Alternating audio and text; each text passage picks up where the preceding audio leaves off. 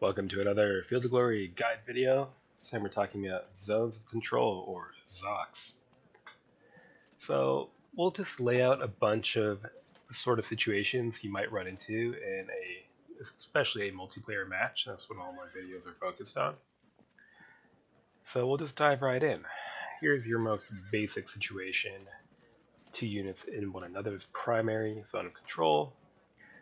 You can't turn because there's no flank threat. You can't move away because you're locked in. Okay. Here, pretty similar, but you can at least either charge or turn to face the other primary zocking threats. Straightforward stuff. This is just a reminder that light units, which does include artillery, do not exert a zoc on non-light units. You can just ignore these, ride straight past them. Now you start getting into the more interesting stuff. So here, we can't charge this unit because we're in the primary zoc. We can move past, and we can actually keep going after pausing in the secondary zoc. Alright, here, it looks like the same situation, right? Can't charge, can move past, but once we go here, we're out of the primary zoc, and we can charge.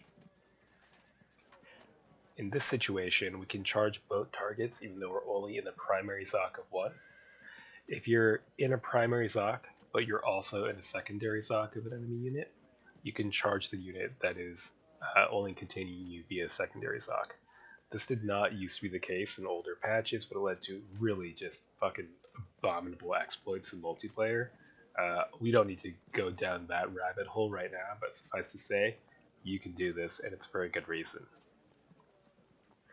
Alright, what else? Well, here, we are zocked. We can move away because no zocs are blocking us from moving, and we're not facing them directly.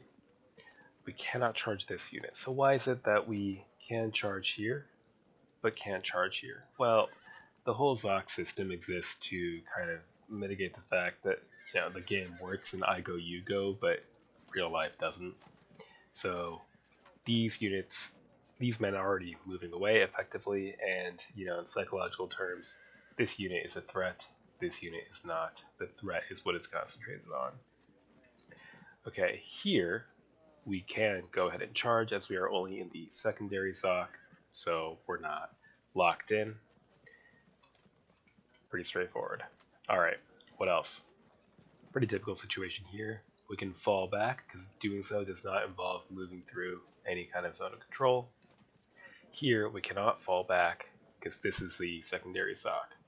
We can turn to reduce flank threat or turn to face the other primary zocking unit. Right. Something to look out for. So here, you can either charge head on. You can't ride past because that secondary zoc is blocking further movement. But here, it's blocking further movement, but it won't block a charge to an adjacent unit, even an adjacent light unit.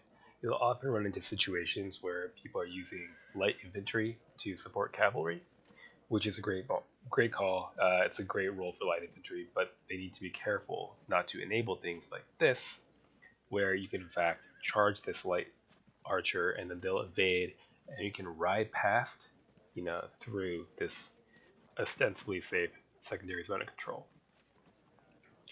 You can prevent that kind of thing like this, right? The non-light zoc is here, so you can no longer charge this unit.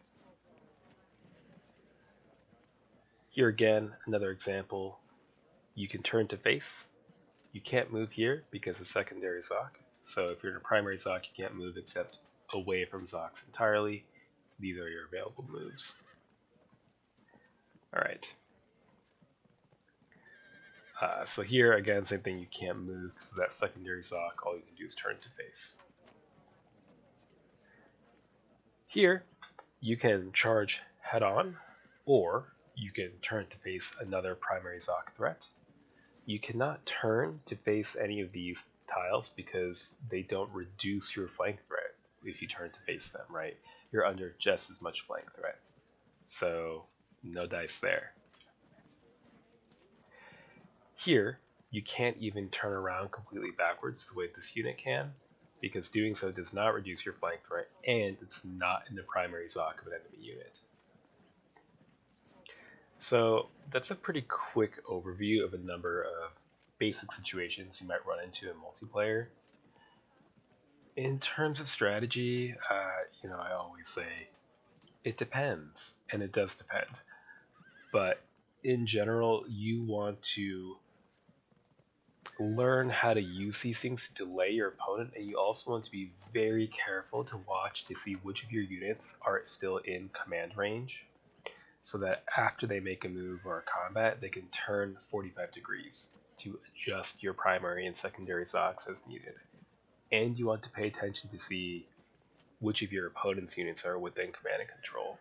If some of them are not, that might free up opportunities for you to slip through or force a flank that if they were in command range, they might be able to turn to prevent.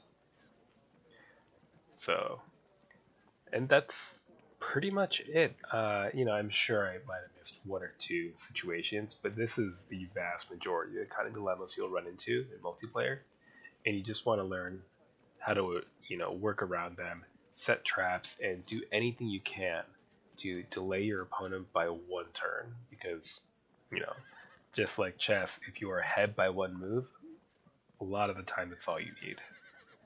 So, let me know if you have any questions below, if I missed anything, and I can try to cover it in a future video.